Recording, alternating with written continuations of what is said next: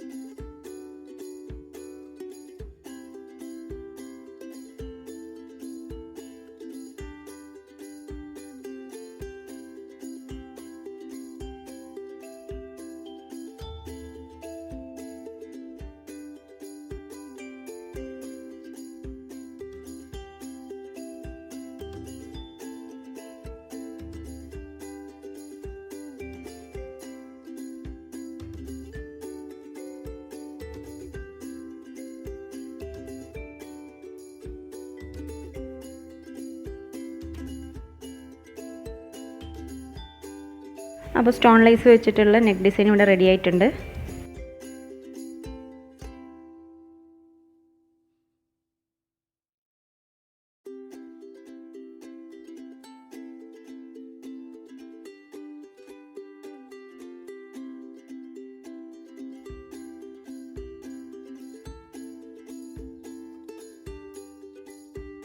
നിങ്ങൾക്ക് വീഡിയോ ഇഷ്ടമെങ്കിൽ മറക്കാതെ ലൈക്ക് ചെയ്യുക, ഷെയർ ചെയ്യുക, കമൻസ് ഒക്കെ അറിയിക്കുക. അതുപോലെ തന്നെ ചാനൽ ഇതുവരെ സബ്സ്ക്രൈബ് ചെയ്തിട്ടില്ല എന്നുണ്ടെങ്കിൽ താഴെ കാണുന്ന ആ ഒരു സബ്സ്ക്രൈബ് ബട്ടണും കൂടെ പ്രസ് ചെയ്യുക.